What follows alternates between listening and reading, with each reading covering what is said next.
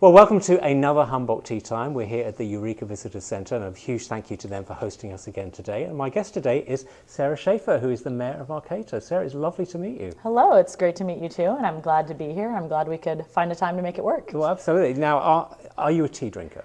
I would say I'm a tea drinker. It'd be a bit unfortunate if you weren't, but exactly. Well, and I usually prefer tea in the afternoon for my little caffeine pick-me-up. So this is perfect then. Now, today we are having Earl Grey. Oh, my favorite. Oh, it is? Good. Oh, there you go. Exactly. That's what I would go for normally at home. So. And it's for those who don't know, it's a black tea, but it's flavoured with something called bergamot, which is a very strange citrus fruit, very ugly, which you can't eat.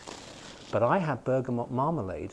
Somebody gave me at Christmas, and it was absolutely fantastic. So there you go. I knew it came from bergamot, but I did not know that bergamot was a citrus-like thing. I thought it was more of an herb. So there we go. No, you learned something actually, new. I did too. There you go. Okay. Well, Sarah, it's a real pleasure. Thank you so much for joining us. Now, tell us your story, because you were born here. You were actually born in Arcata and raised here. Yes, I was born and raised Arcadan. I was born at Mad River Hospital on June 4th, 1992. And I have lived in Arcata pretty much my whole life. I went to Jacoby Creek School, Arcata High, class of 2010. I did, of course, as I think every Humboldt County teenager want to leave, and so I did. And I went to college in Portland for 4 years and lived there and did some traveling in that time as well, and then came back here to get my teaching credential, and I haven't left since. So.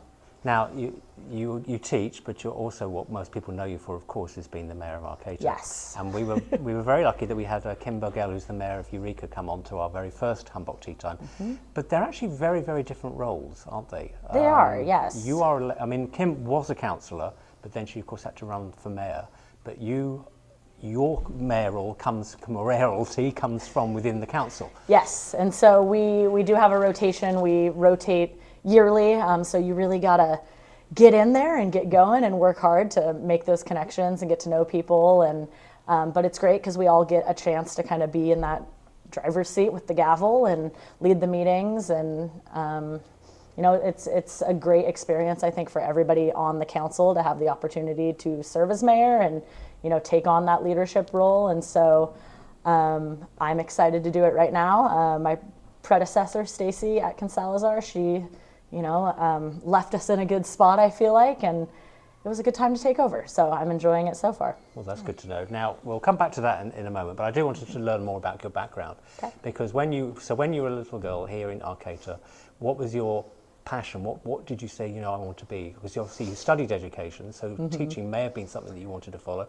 but where did that and the public service drive within you come from? Well, when I was a little kid, actually, I did used to say that I wanted to be a U.S. Senator when I grow up. Good for you. So do I. That's a lofty goal, but maybe I'm well on my way there. Who knows? But and so I've always also been really interested in history and government, and so I am a high school history teacher, which, you know, it goes pretty well with the public service and the government and getting to learn, you know, all about how it operates and everything like that. So I've always kind of naturally been interested in what has happened in our government and, you know, the potential for what government can do. So.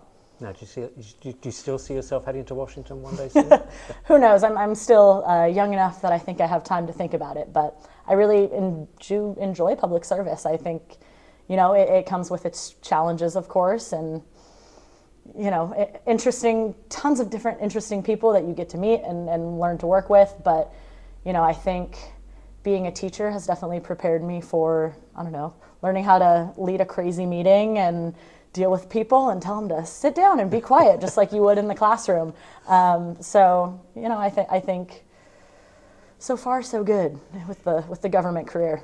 Well, now you cut your teeth though in many local organisations. You were very prominent in Rotary and other things like that. Was that a good preparation for going into public office? Yeah, I was really involved in Lost Coast Rotaract, which is kind of almost like Rotary Junior, but it's a club focused more at 18 to 30-year-olds, young professionals. And so, when I moved back to Humboldt County after graduating college in 2014, I had a friend from high school who was involved, and really he kind of pulled me in, and I just got, you know, super into it right away. Just that ability to be able to volunteer in the community, and also I traveled internationally through Rotaract as well, and went and taught English in Peru. And so just to be able to, absorb all of these great options, both locally to meet new people and volunteer with different organizations, what the Rotary clubs do, and Food for People, and the Backpacks for Kids program, volunteer with Sequoia Park Zoo, just tons of different things. And then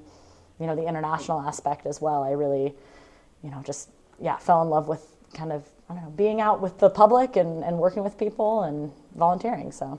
And that's when you decided, I want to get more involved and run for office.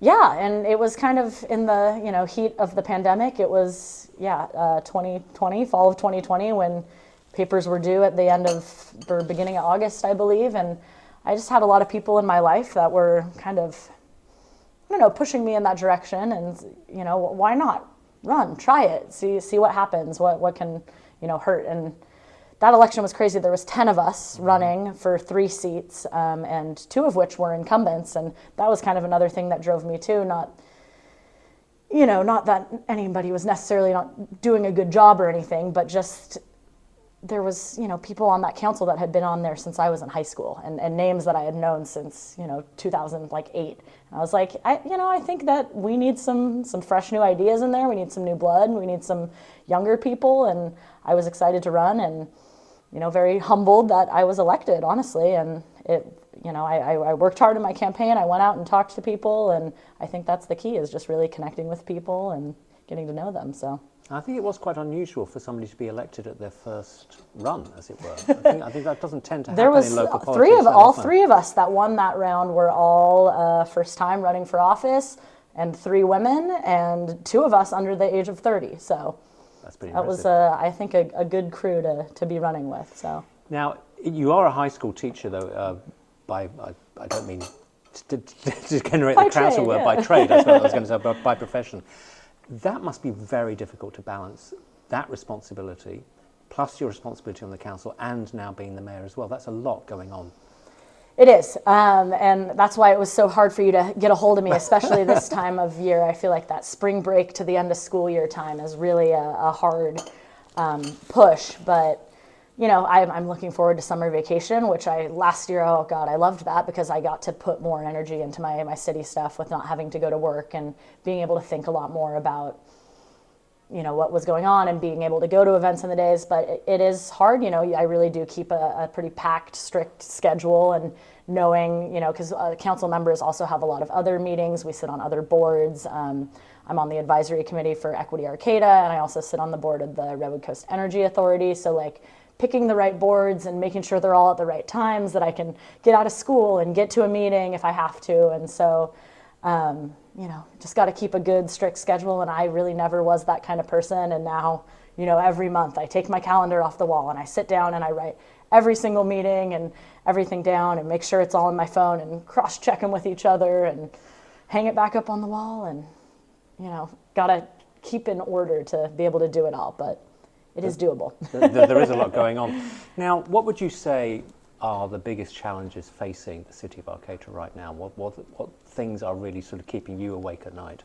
Yeah, I definitely think, the big thing looming right now for everybody in Arcata just has to do with growth, and what that means for housing, what that means for the community as it grows and how it grows. And I really do understand, the phrase growing pains now, because it is a pain to plan for growth, and especially with Humboldt becoming Cal Poly Humboldt and increasing the student population, just looking at responsible ways to grow, build more housing.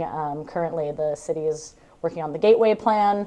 Our Planning Commission is working incredibly hard to review the plan and give recommendations to the council, which would basically rezone a whole kind of that western part of Arcata near downtown by the Creamery, to be able to build more high-density housing in there, and also, add more walkability, bikeability, and just make a more kind of housing-focused, walkable downtown area. So we're currently working on that, which I definitely think is the big thing looming in the news for a lot of people in Arcata. And so, that's been something that we've been discussing practically the whole time I've been on council. I remember one of our first meetings was, here's the updates on the Gateway Plan. Let's get everybody up to speed. So it's definitely been pretty dominant of my time on council. Well, you'll forgive me, I've only lived here about a year, but that seems to be the continuing narrative. Every month or every week it's on your agenda, but nothing seems to keep moving forward. It seems to be let's talk about this next week kind of thing. Yeah. Is there going to be progress? I'm hoping so right now. I mean, we set some deadlines almost basically for our planning commission to at least bring us kind of a draft of what their recommendations are so we can begin review as a council and really say, you know, these are the things that we're sure about. Let's move forward on this. These are kind of the issues that need to be hammered out a little bit more. You know, looking at certain things about street circulation, or the big looming question right now is building height. And so working on, you know, making sure the planning commission has what they need to give their best recommendation. And so we gave a soft, hardish deadline that, you know, they'd bring us that material to review by mid-July. So hopefully by mid-July, the council will begin to review the Gateway Plan as well, and we'll have some study sessions with the Planning Commission also to kind of work with them through some of these issues and, you know, hopefully get to a more comprehensive, tangible plan because, you know, yeah, like currently I feel like it is very nebulous and a lot of people don't necessarily know what direction it's going to go in or what exactly is going on. So I think hopefully by mid-July we'll have some more concrete stuff to review and an actual, we're working on a form-based code to look at and work with to know, you know, what are these buildings going to look like? What does the community want to see built in this area? Now, of course, you mentioned the expansion of Cal Poly Humboldt, and that's something that affects not just Arcata, but of course affects the whole of the community here in Eureka and the whole of the county. And there have been some very wild solutions, but maybe they're practical. I don't know. Maybe there has been one saying, move the students onto a floating barge here in Eureka. They'd be right out there. Hello. They would, absolutely. Yeah. But I think that'd be very good for Eureka. But I'm just curious. My question is, how do you work together with other city councils, with the Board of Supervisors for the county, etc.? Is that very much something you have to be aware of with all the decisions you're taking? Yeah, and I mean, Cal Poly Humboldt as its own, you know, entity, because That's they right. are a state-run entity, get to, you know, don't necessarily have to live up to or follow the exact building codes and regulations of the communities that they're building in. And they've recently, you know, bought a lot of property throughout Humboldt County, not just in Arcata. And, you know, they have, I think, I believe it's next Friday, they'll have their groundbreaking on the Craftsman Mall project, which is going to be a huge dorm building project, which is going to be 7 stories, which currently is not allowed in Arcata, and a big question of this Gateway Plan as well. But because they are a state entity, they, you know, kind of get to build what they want to build. And so, you know, they're doing their part too to work hard to build student housing, but it can't happen overnight. So I hope they're also kind of realizing these growing pains as well, and, you know, growing, but in a sensible way that's not going to, you know, overwhelm the city, and be able to accommodate, you know, students and have them, you know, let them have the opportunity to live on campus, especially freshmen and transfer students that are coming in, so they get to know this community and get to, you know, be part of it and not, you know, live in a hotel in Valley West, which, you know, Not it ideal. is what it is. It It's is not what it is. ideal, but they are also, you know, making some good updates and helping and working with these hotels to make them livable and accommodating to students. I just, you know, observed yesterday as I was driving through Valley West, the Ramada where they will be housing students. They've put up a really nice new fence. They've painted the building, you know, and so it's a benefit in the sense too that a lot of these hotels and other parts of Arcata are getting fixed up because the university is using them to accommodate students and for housing as well. So though, you know, there are some drawbacks, and there also are positives to it as well. So Absolutely. Now, I don't want to put you on the spot, but so when you'll... But you will. Well, I will. When you finish being mayor, you'll have been on the council by 3-4 years.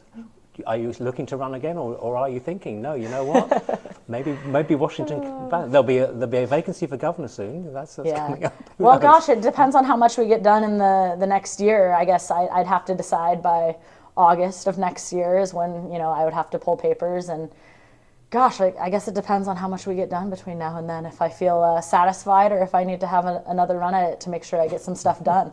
I don't know. But I do really enjoy my position on council. I do, you know, currently think that I would probably run for re-election, but it depends on where I am in my life at that point too. I still am young, and I like living in Arcata, but also, you know, we're in a housing crisis. I'm looking to buy a house. There's no houses for sale in Arcata. I mean, that would be the sad little piece that I'd have to, you know, move out of Arcata to be able to afford to buy a house or something like that. So, you know, it's up in the air, but I feel pretty committed to Arcata and committed to the work I'm doing, so I'm leaning that direction. Well, I think we've seen your commitment, and it's really very evident. So, well, let's see what happens. We'll be talking again, I'm sure, because yes. In the next election season, if you're a candidate, we'll definitely be talking at that point. Yeah, and I might get to do some actual real interviews that aren't over Zoom and all that, because that was the kind of campaign I ran. I remember all of our candidate forums over Zoom and just looking at everybody's little face in a square box. So, looking forward to more to going out and getting to talk to people just like you. Well, you can't do tea over Zoom, so that's yeah, exactly. How is your tea? Was it good? Delicious. You really enjoyed that. Well, well, Sarah, it's lovely to meet you. Thank you so much for taking time to come thank you and for have a having Humboldt me. tea time today. Yeah. And we look forward to seeing you again soon, I hope. Okay, Very yes, much so. thank Look forward you. to that. You too. Thanks for joining us. It goes by fast. It does, I'm afraid it does, absolutely. And thank you for joining us for another Humboldt Tea Time. Thank you very much indeed to the Eureka Visitor Centre, as always, for being our wonderful host today. And we look forward to seeing you for another Humboldt Tea Time very soon. Take care. Thank you. Cheers. Cheers.